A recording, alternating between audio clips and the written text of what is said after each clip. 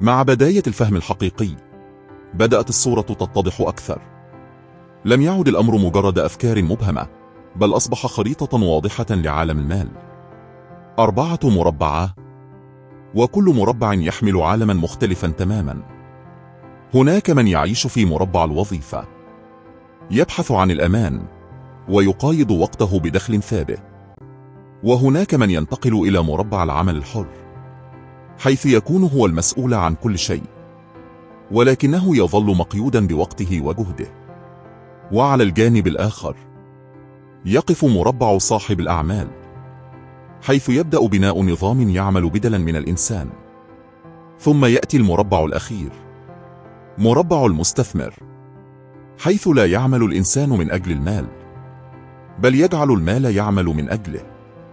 وفي اللحظة التي ترى فيها هذه المربعات بوضوح، تدرك أن الناس لا يختلفون في الدخل فقط، بل في الطريقة التي يصنعون بها هذا الدخل. وكل مربع له قوانينه الخاصة، وطريقته في التفكير، ومعتقداته التي تحدد كيف يتصرف أصحابه. وهنا ظهرت الحقيقة الأهم: ليس من السهل أن تنتقل من مربع إلى آخر، لأن الأمر لا يتعلق بالمال فقط، بل بتغيير طريقة التفكير نفسها. فمن تعود على الأمان يخاف من المخاطرة، ومن تعود على السيطرة على كل شيء يجد صعوبة في بناء نظام يعمل بدونه. ومع هذا الفهم أصبح السؤال أعمق: ليس فقط أين أنا الآن، بل هل طريقة تفكيري تناسب المكان الذي أريد أن أصل إليه؟ وهنا تبدأ أول خطوة حقيقية في التغيير، عندما ترى الخريطة كلها وتقرر أن لا تبقى في نفس المكان بعد اليوم. بعد أن ظهرت الخريطة بوضوح، كان لابد من الوقوف أمام أول مربع يدخله أغلب الناس دون أن ينتبهوا. إنه مربع الموظف، المكان الذي يبدو آمنا من الخارج، ولكنه يخفي داخله أسئلة كبيرة. ففي هذا المربع يتعلم الإنسان أن يربط قيمته بالراتب، ويربط أمانه بآخر الشهر. يستيقظ كل يوم وهو يعلم ما سيفعله، ومتى يبدأ، ومتى ينتهي، وكم سيحصل في النهاية. ولهذا يشعر بالراحة، لأن الوضوح يشبه الطمأنينة، والثبات يشبه الأمان. ولكن مع الأيام يبدأ شيء خفي في الظهور. يكتشف أن دخله مربوط بوقته، وأن غيابه يعني توقف ما يدخل إليه. ويفهم بالتدريج أنه مهما اجتهد، فإن السقف الذي يعيش تحته يظل موجودا. فهو لا يمتلك النظام، بل يعمل داخل نظام يملكه شخص آخر. وربما يحصل على ترقية أو زيادة أو مكانة أفضل، ولكن الجذر نفسه لا يتغير. فالمعادلة تبقى كما هي: وقت مقابل مال، والتزام مقابل أمان مؤقت. وهنا يبدأ الصراع الداخلي الذي لا يراه أحد. فالإنسان في هذا المربع لا يكون ضعيفا، ولا كسولا، ولا أقل ذكاء، بل قد يكون مجتهدا جدا. لكنه بنى حياته على فكرة أن الأمان يأتي من الوظيفة، لا من صنع الخيارات. ومع كل أزمة أو تغيير أو قرار لا يملكه، يشعر بأن حياته كلها ممكن أن تتأثر في لحظة. وعندها يظهر السؤال الذي كان مؤجلا لفترة طويلة: هل هذا الأمان حقيقي فعلا، أم أنه مجرد شكل مرتب للاعتماد على الغير؟ وفي هذه اللحظة يبدأ العقل في النظر إلى المربع بشكل جديد، لا كمكان سيء بالضرورة، ولكن كمكان له حدود واضحة لا ينبغي أن يتجاهلها أحد. فمربع الموظف قد يكون بداية منظمة، ولكنه نادرا ما يكون نهاية الحرية المالية. ومن هنا كان لابد أن تنتقل الرحلة إلى المربع التالي، حيث يبدو الإنسان أقرب إلى الحرية، ولكنه يحمل قيدا من نوع آخر. بعد أن رأى حدود مربع الموظف، بدأ أن الخطوة التالية أقرب إلى الحرية. فهنا يدخل الإنسان إلى مربع العامل الحر، وهو يظن أنه خرج أخيرا من قيد الوظيفة. لم يعد هناك مدير يملي عليه أوقاته، ولا شركة تحدد قيمته في آخر الشهر. أصبح هو صاحب القرار، وهو من يختار متى يعمل، ومع من يعمل، وكيف يسير يومه. ولهذا يشعر في البداية بنوع من الفخر، لأنه لم يعد يسير في طريق رسمه له غيره. ولكن الحقيقة تبدأ في الظهور مع كل يوم يمر. فهو وإن تحرر من مدير فقد أصبح مقيدا بكل التفاصيل نفسها. إن توقف الدخل، وإن مرض تأثر كل شيء، وإن ابتعد لفترة شعر أن ما بناه كله قد يبدأ في الاهتزاز. هنا يكتشف أنه لم يخرج بعد من معادلة الوقت مقابل المال. كل ما في الأمر أنه أصبح يبيع وقته باسم جديد وبحرية تبدو أجمل من الخارج. وربما يكون دخله أكبر وسيطرته أوسع، ولكن الضغط الذي يحمله في الداخل يكون أثقل أيضا، لأنه أصبح المسؤول عن الخدمة والجودة والعملاء والدخل والاستمرار كله. وبقدر ما يبدو هذا المربع قويا فهو يكشف عن حقيقة لا يحب كثيرون الاعتراف بها. فالاعتماد على النفس ليس هو الحرية الكاملة إذا كانت الحياة كلها تدور حول وجودك الشخصي في كل تفصيل. ومع كل نجاح يحققه يبدأ السؤال الجديد في الظهور: هل أنا أبني شيئا يعمل بدوني، أم أني أصبحت أسيرا لعمل خلقته بنفسي؟ وهنا تبدأ اللحظة الفاصلة، لأن العامل الحر قد يبدو أقرب إلى الاستقلال، ولكنه لا يزال بعيدا عن الحرية التي يحلم بها. ومن هنا تنتقل الرحلة إلى مربع جديد لا يعتمد فيه الإنسان على جهده وحده، بل يبدأ في بناء شيء أكبر منه. هناك لحظة في حياة كل إنسان يبدأ فيها بطرح سؤال صغير ولكنه يغير كل شيء: لماذا يعمل بعض الناس بجد طول حياتهم ومع ذلك يبقون في نفس المكان؟ ولماذا ينتقل آخرون من حياة عادية إلى حرية مالية تغير مستقبلهم بالكامل؟ في البداية يبدو الأمر كأنه مجرد فرق في الراتب أو في الحظ، ولكن الحقيقة أعمق من ذلك بكثير، لأن المسألة ليست في كم تكسب فقط، بل في الطريقة التي تكسب بها. هنا يبدأ فهم النموذج الرباعي للتدفق النقدي. هنا تبدأ رحلة اكتشاف المكان الذي تقف فيه الآن والمكان الذي ينبغي أن تصل إليه. فبعض الناس يعيشون داخل دائرة الوظيفة يبحثون عن الأمان في الراتب الثابت، وبعضهم يخرجون قليلا فيصبحون أصحاب مهن حرة ولكنهم يبقون أسرى للوقت والجهد. ثم هناك من يفهمون أن الحرية الحقيقية لا تأتي من أن تعمل أكثر، بل من أن تبني نظاما يعمل بدلا منك. وهنا يظهر الفرق بين من يعمل من أجل المال ومن يجعل المال يعمل من أجله. ومع كل فصل في هذه الرحلة ستتضح لك صورة لم تكن تراها من قبل. سترى كيف يفكر كل شخص داخل كل مربع، وكيف تشكل هذه الطريقة دخله ومستقبله. ستفهم لماذا يبقى كثيرون في الجانب الذي يتعبهم، ولماذا ينجح القليلون في الانتقال إلى الجانب الذي يحررهم. وستكتشف أن أكبر عقبة ليست نقص المال، بل نوع التفكير الذي يقود القرارات. وفي وسط هذه الرحلة، لو كنت تريد أن تكمل معنا كل خطوة حتى النهاية، فلا تنسى الاشتراك في القناة وتفعيل زر الجرس ليصلك كل جديد، لأن ما سنراه ليس مجرد كلام عن المال، بل تغيير في طريقة النظر إلى الحياة كلها. وكلما تقدمنا سنفهم أن الحرية المالية لا تبنى في يوم واحد، ولكنها تبدأ بلحظة وعي صادقة. وربما تكون هذه اللحظة هي بالضبط ما تعيشه الآن. فبعد أن تعب الإنسان من الدوران داخل دائرة الجهد اليومي، بدأ يرى أن هناك طريقا آخر يحمل معنى أعمق. لم يعد الحلم أن يعمل وحده بشكل أفضل، بل أن يبني شيئا يستمر وينمو حتى في غيابه. وهنا يدخل إلى مربع صاحب الأعمال، المكان الذي يتغير فيه كل شيء في الطريقة والعقلية. ففي هذا المربع لا يكون الهدف أن تفعل كل شيء بنفسك، بل أن تنشئ نظاما يعمل بكفاءة حتى لو لم تكن حاضرا في كل لحظة. ومن هنا يبدأ الفرق الحقيقي بين من يملك عملا ومن يملك نظاما. فالأول يبقى مربوطا بتعبه، أما الثاني فيبدأ في صنع شيء يتجاوز وجوده الشخصي. ولكن هذا الانتقال لم يكن سهلا أبدا، لأن صاحب الأعمال يحتاج إلى أن يتخلى عن وهم أنه الأفضل في كل شيء. يحتاج أن يتعلم كيف يفوض، وكيف يثق، وكيف يبني فريقا يحمل الرؤية معه. وهنا يكون الاختبار الأصعب، لأن كثيرا من الناس يحبون السيطرة أكثر من حبهم للنمو، فيخافون من ترك التفاصيل، ويظنون أن النجاح لا يتم إلا إذا كانوا هم في القلب من كل عملية.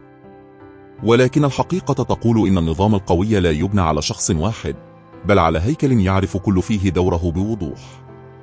ومع كل خطوة في هذا المربع يبدأ الإنسان في فهم معنى جديد للحرية.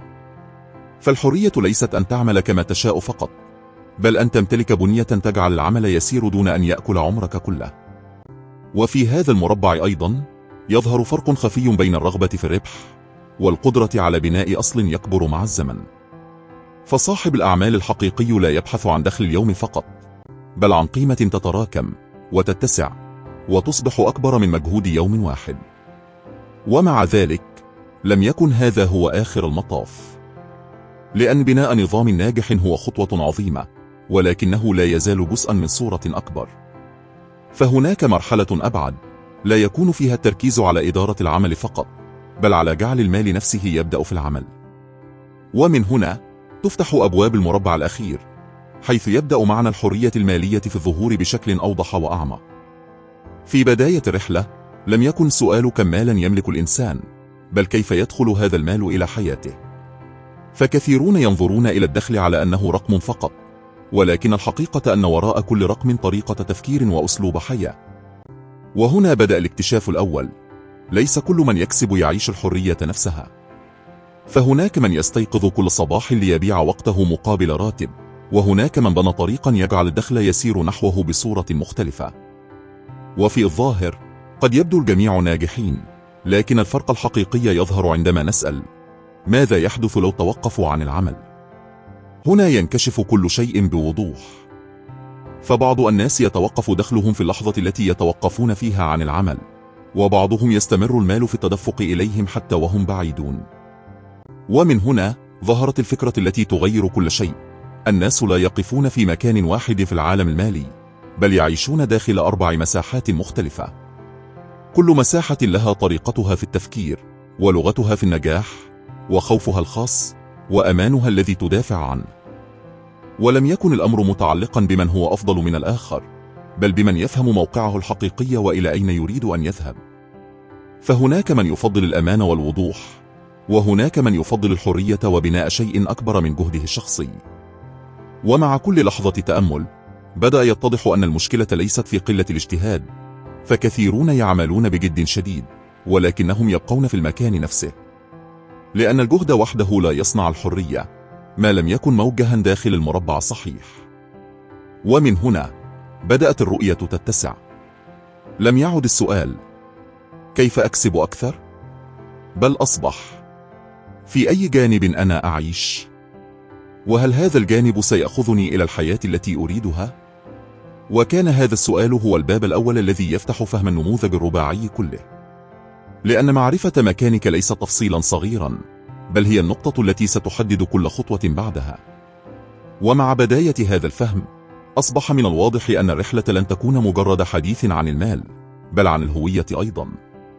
فأنت لا تغير دخلك فقط عندما تتحرك من مربع إلى آخر، بل تغير طريقة نظرك لنفسك وللعمل وللمستقبل كله. بعد أن تعلم الإنسان كيف يبني نظاما وكيف يخرج تدريجيا من أسر الجهد المباشر، ظهر أمامه أفق أبعد وأعمق. لم يعد السؤال كيف أدير عملا ناجحا، بل أصبح كيف أجعل المال نفسه يبدأ في العمل من أجلي. وهنا ينفتح باب المربع الأخير، مربع المستثمر، حيث تتغير اللغة كلها وتتغير معها نظرة الإنسان للمال والوقت والمستقبل. ففي هذا المربع لا يكون المال مجرد وسيلة للإنفاق أو التشغيل، بل يصبح أصلا قادرا على التكاثر والنمو والتدفق المستمر. وهنا يكتشف الإنسان أن الحرية المالية لا تولد من كثرة العمل فقط، بل من حسن توجيه الموارد وصنع القرار. فالمستثمر لا ينظر إلى المال كشيء ساكن، بل يراه كقوة ينبغي أن تتحرك في الاتجاه الصحيح.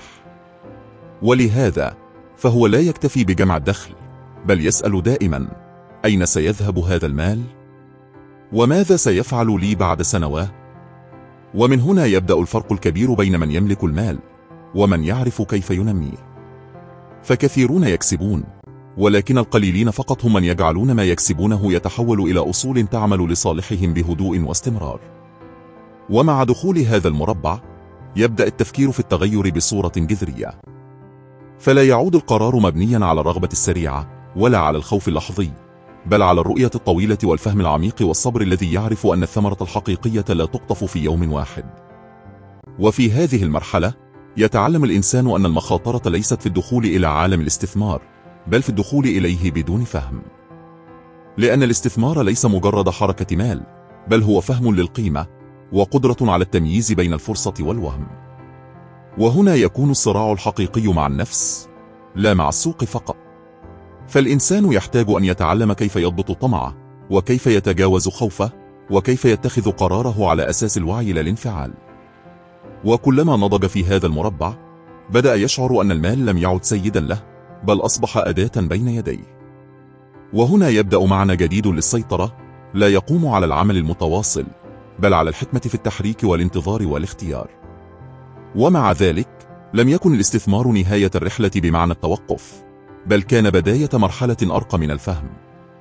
لأن من يصل إلى هنا يبدأ أخيرا في رؤية الفرق الحقيقي بين الأمان المالي والحرية المالية. ومن هنا تتسع الرؤية أكثر، لنفهم أن المشكلة لم تكن أبدا في قلة الفرص، بل في القدرة على رؤيتها وفي الشجاعة للعبور إليها. بعد أن مرت الرحلة على المربعات كلها، لم يعد الفرق بين الناس يبدو في شكل الوظيفة أو نوع الدخل فقط، بل في المعنى الذي يبنون عليه حياتهم كلها. فهناك من يظن أن الأمان المالي هو نهاية الطريق، وأن وصوله إلى دخل ثابت أو مدخرات مطمئنة يعني أنه وصل أخيرا. ولكن الحقيقة كانت أعمق من ذلك بكثير. لأن الأمان المالي قد يمنح الإنسان شعورا بالاستقرار، ولكنه لا يمنحه بالضرورة الحرية التي يحلم بها. فقد يكون لديه ما يكفيه لفترة، وقد يكون بعيدا عن الأزمات العاجلة، ومع ذلك يبقى مقيودا بقرارات لا يحبها وبحياة لا تشبهه. هنا ظهر الفرق الحقيقي بين أن تكون آمنا وأن تكون حرا. فالأمان يعني أن تملك ما يحميك من السقوط، أما الحرية فتعني أن تملك القدرة على الاختيار دون خوف من الغد. الأمان يجعلك تتنفس براحة، ولكن الحرية تجعلك تعيش كما تريد فعلا. الأمان يبعد عنك الخطر قليلا، أما الحرية فتفتح لك أبواب الحياة التي اخترتها بنفسك. ومن هنا أصبح من الواضح أن كثيرين يقضون أعمارهم كلها وهم يطاردون الأمان، دون أن يسألوا أنفسهم هل هذا الأمان سيقودهم يوما إلى الحرية أم لا.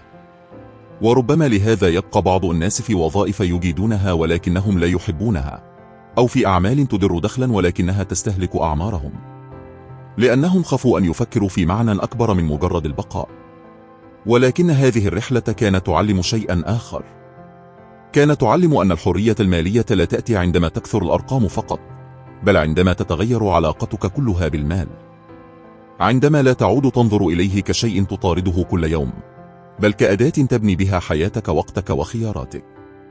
وعندما تصل إلى هنا تفهم أن الحرية ليست رفاهية ولا حلما بعيدا، بل نتيجة مباشرة لقرارات واعية وترتيب صحيح وشجاعة في الانتقال من جانب إلى جانب آخر. وفي هذه اللحظة لم يعد السؤال كم أحتاج لأشعر بالأمان، بل أصبح كيف أبني حياة لا أكون فيها أسيرا لمال ولا لخوف. وهنا تتضح قيمة كل ما سبق. فكل مربع لم يكن مجرد مكان للدخل، بل كان درسا يقرب الإنسان من فهم نفسه ومن صنع حياة لا يكون فيها البقاء هو أقصى أحلامه. ومن هنا تكون الرحلة قد اقتربت من نهايتها، لا لتقف بل لتفتح الباب أمام سؤال أخير: إذا كنت قد رأيت الطريق كله، فهل ستبقى في مكانك؟ أم ستبدأ أخيرا في صنع الانتقال؟ بعد أن خضنا رحلة ال7 فصول الأولى، أصبح واضحا أن الثروة الحقيقية تبدأ من الداخل قبل الخارج.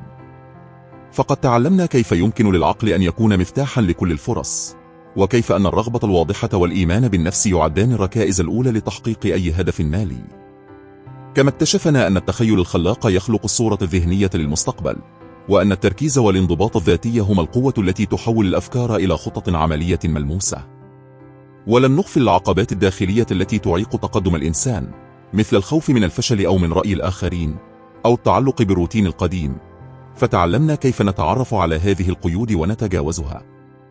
وعرفنا أن التردد والشك يبطئان أي خطوة، بينما اتخاذ القرار المستنير والإصرار يمنحان الطريق وضوحا وسهولة في التنفيذ.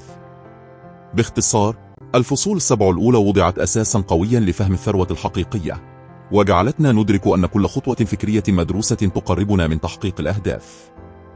وما تعلمناه حتى الآن ليس مجرد نظرية، بل أدوات عملية يمكن تطبيقها يوميا لبناء عقلية ثرية وقادرة على جذب الفرص. إذن، بعد هذه الرحلة، نحن مستعدون للانتقال إلى المرحلة التالية، حيث سنكتشف كيفية تطبيق هذه المبادئ عمليا لتحقيق نتائج ملموسة. ولا تنسوا، الاستمرار في التعلم وتفعيل ما تعلمناه حتى الآن هو ما يضمن نجاحنا في الفصول القادمة. إذا أحببتم هذا الملخص حتى الآن، اشتركوا بالقناة وفعلوا زر الجرس لتصلكم بقية الفصول المفصلة التي ستفتح أمامكم أبوابا جديدة من المعرفة والثراء. الفصول القادمة ستأخذنا من مجرد فهم المبادئ إلى كيفية تحويل التفكير إلى أفعال واقعية تؤدي إلى بناء الثروة.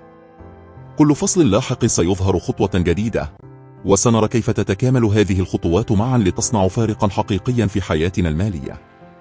إن مفتاح الثراء ليس بعيدا أو معقدا، لكنه يتطلب الصبر والانضباط والتطبيق المستمر لما تعلمناه. وأخيرا، بعد هذه البداية القوية، أصبح لدينا رؤية واضحة لما يجب عمله لنصل إلى الحرية المالية. نحن الآن على استعداد لنكمل الرحلة نحو الفصول القادمة، حيث سنكتشف الاستراتيجيات العملية لتوسيع الدخل وزيادة الفرص المالية. الفصول السبعة الأولى كانت مجرد مدخل، والفصول التالية ستكون الخطوة الحاسمة لتطبيق كل ما تعلمناه في حياتنا اليومية. تذكروا دائما أن الثروة تبدأ بالعقل، ثم بالرغبة، ثم بالإصرار على التنفيذ. فلنستعد معا للجزء الثاني.